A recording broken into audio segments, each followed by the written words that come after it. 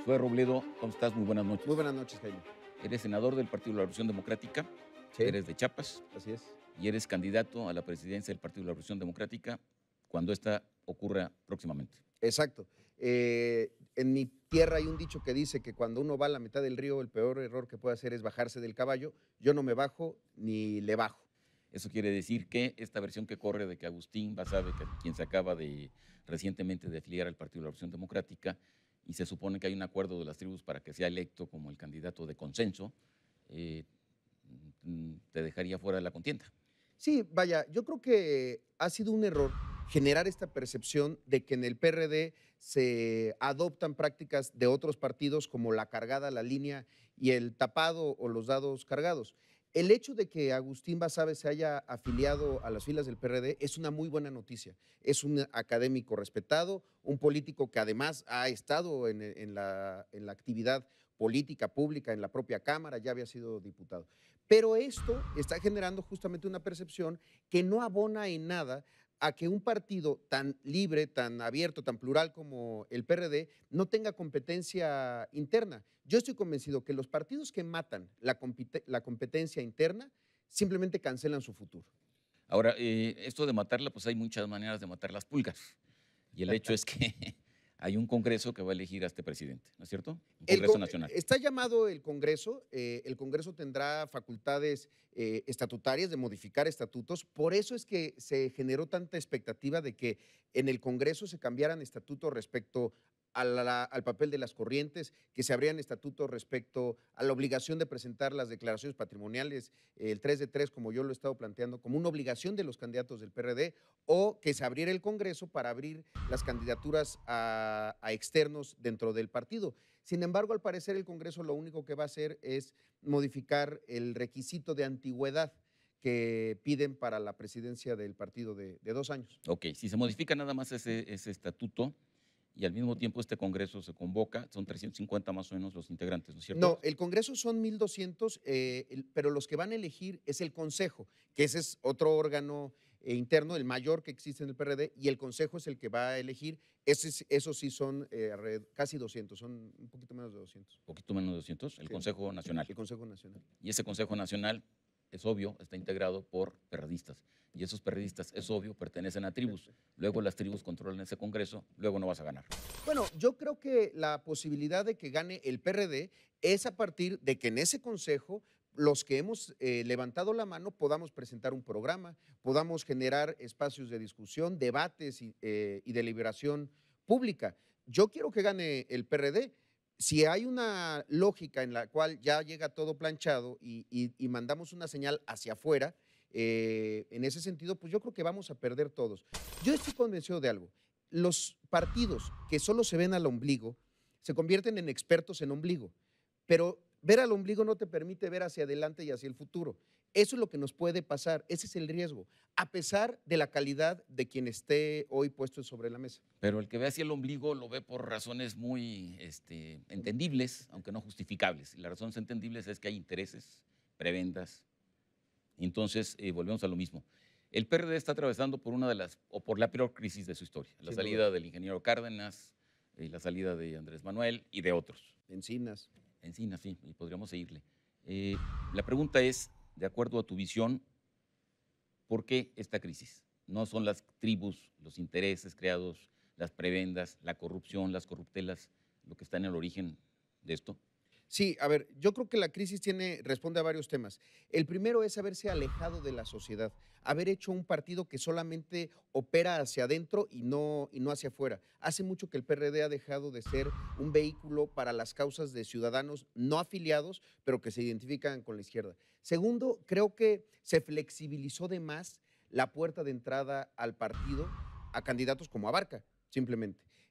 Lo que debería de ser los requisitos de admisión al PRD debería ser la probidad, el éxito quizá en otros ámbitos de la vida pública. Pero eso tiene antecedentes. Yo recuerdo, y además fue por ahí, por tus rumbos, Sí. a la senadora Irma Serrano.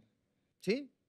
Bueno, Otra cosa. Irma fue candidata y ganó elección en Chiapas y representaba cosas que quizá yo no comparta, pero que vaya, no hay un elemento como el de Abarca, por ejemplo. Creo que, híjole, ya comparar a la Tigresa, incluso con todo lo que sea la Tigresa con Abarca, hay una diferencia muy grande. Pero también ha participado María Rojo, también ha participado Rosario Ibarra de Piedra, o Pero sea, vamos a las causas que tú decías, pero las perdón. causas. La puerta de entrada al PRD debe ser la probidad, la transparencia, el prestigio, una visión compartida de futuro que se instala en la izquierda. De repente eso dejó de ser importante y lo que era relevante era, ¿puede ganar o no? ¿Puede acarrear y concentrar recursos para ganar una elección o no? Nos empezamos a medir mutuamente solamente a partir de las capacidades electorales y no de otros elementos que me parece son mucho más relevantes para un partido de izquierda que aspira al poder. Mi pregunta tenía jiribilla. Si las tribus son parte del origen del problema ¿Sí? y las tribus controlan el partido y controlan el Consejo Nacional y controlan el Congreso Nacional, eh, pues entonces las tribus tendrían que entrar en un examen de crítico, autocrítico Claro. y decidir disolverse o, no sé, O incluso hacer actualizarse, una ¿eh? apertura, ¿no? Sí. Pero, ¿y por qué lo harían? Por instinto de supervivencia. Porque si ya no es por un asunto de convicción democrática, de un nuevo espacio para la toma de decisiones, por lo menos que sea por un instinto de supervivencia que nos plantee la viabilidad de seguir siendo el partido más grande de la izquierda en el país. Porque de otra manera, pues vamos a llegar al 18 desdibujados, con cada vez un nivel de votación menor, y creo que eso no lo merece ni la izquierda mexicana ni la democracia mexicana, porque aquí no nos estamos dando cuenta que estamos hablando de algo muchísimo más grande. Yo estoy planteando lo siguiente: la alternancia en el poder en el año 2000, los 12 años de gobiernos del PAN, lo que llevamos de gobiernos del PRI, han dado gobiernos sin crecimiento económico, sin justicia, sin transparencia, sin paz. Entonces, yo estoy convencido que la transición llegará a su consolidación final y plena en todos los rincones del país cuando un partido de izquierda llegue al poder, a la presidencia de la República. Objeción elemental. Ustedes tienen 18 años ¿Sí? gobernando la Ciudad de México ¿Sí? y el inventario que hiciste se aplica perfectamente aquí. Yo no O sea, coincido ustedes ya se con probaron eso. en el poder. No, pero yo no creo, yo hoy creo que la Ciudad de México es uno de los mejores espacios para vivir en el país. Yo soy de Chiapas y lo veo. Y lo mismo dice la gente de otras partes de la República, por lo menos en términos, en materia de derechos y de seguridad.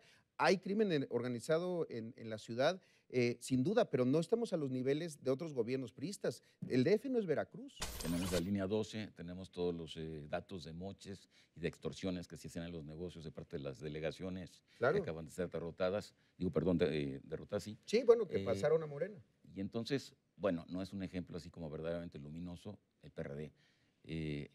La línea 12 del metro, el hecho de que no se construyó metro durante todos estos años, no es así como para presumir. Vaya, yo sé que ha habido errores y que se tienen que corregir, que ha habido excesos, que ha habido la entrada a estas generaciones nuevas de delegados, no los que llegan, sino los que se acaban de ir, terribles, que es parte de esta lógica que hablábamos de haber permitido esta entrada a partir solamente de cálculos electorales. Pero yo sigo convencido que esta es la ciudad en donde se respetan y donde se tiene un catálogo muchísimo más amplio de derechos. Yo eso quisiera que llegara a Chiapas, por ejemplo. Yo lo que quisiera es, con la salvedad de corregir esos errores, que la calidad de vida que se vive en la Benito Juárez, o que gobierna el PAN, por cierto, o la calidad de vida de la Miguel Hidalgo, sea la calidad de vida que viva la gente de San Juan Chamula.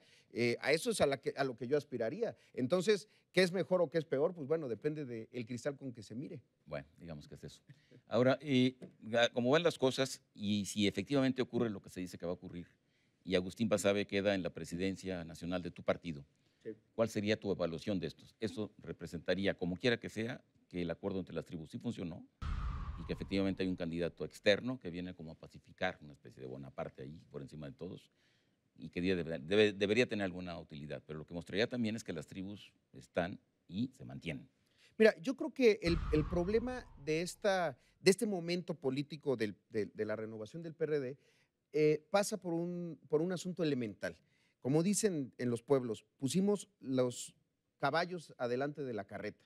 Por una razón, la verdadera discusión que debería estar dando el PRD es ¿Para qué se está reformando? ¿Para qué está haciendo la apertura de la renovación de su dirigencia?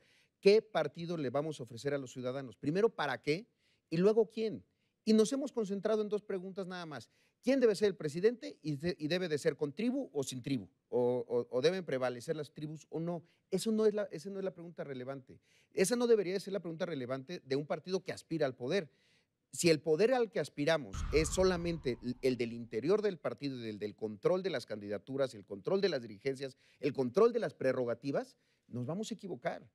El poder al que debemos aspirar es qué le estamos diciendo a los ciudadanos que podrían votar por la izquierda en el 2018 y le estamos mandando las peores señales. Entonces, mi pregunta es muy concreta. El PRD puede renovarse, ¿Sí? y puede convertirse en ese proyecto ciudadano que tú más o menos describes, si persisten las tribus como han venido persistiendo hasta ahorita. No, como están hoy, no. El PRD como está hoy no es un partido que vaya a tener viabilidad Entonces, hacia el 18. ¿cuál es la alternativa para las tribus? Disolverse, lo cual se ve muy remoto. Sí. Abrirse. ¿Qué No, habría yo que creo hacer con las es tribus? actualizarlas. ¿Y cómo las actualizas? Actualizándolas, quitando. A ver, el poder tú lo puedes redistribuir, pero no lo puedes reproducir. Uno no puede decir, vamos a abrir el partido a los ciudadanos, pero no les vamos a dar poder. Yo he estado planteando, por ejemplo, A ver. el 50% de las candidaturas del PRD debería de ser para ciudadanos externos no afiliados, a partir de ciertos criterios de entrada, como ya lo había mencionado. Yo he estado insistiendo, el PRD debe de ser el primer partido que pase en el tema de transparencia del discurso a la práctica y mientras no sea una obligación presentar las 3 declaraciones, la patrimonial, la fiscal y la de interés, que sea así una obligación estatutaria para todos los candidatos del PRD y todos los dirigentes del partido. Eso supondría inmediatamente que la burocracia partidista reduzca su nivel de control y de poder dentro del partido. Las llamadas tribus tienen una lógica de pluralidad de ideas de izquierda y son una suerte de pegamento para que existan dentro de un mismo partido diferentes posiciones ideológicas de la propia izquierda. Yo no quiero un partido que sea horizontal, vertical, monolítico y uniforme. Yo aspiro a que siga habiendo pluralidad. Las tribus pueden actualizarse y que su papel se remita a eso, a opiniones sobre programas de gobierno, a opiniones de política Se pública. nos acabó el tiempo, Zoe. En 2 palabras, ¿eres optimista y por qué? En 2 palabras. En 2 palabras, porque no hay nada más poderoso para la alternancia de nuestro país que la unidad de las izquierdas desde el PRD. Y en ese sentido, la renovación está obligada. Así Es sería. por instinto de supervivencia, nuevamente. Obligación a la transformación o terminar siendo un partido satélite del PAN. Senador, muchas gracias. Muchas gracias. En contexto, buenas noches. Hasta la próxima semana.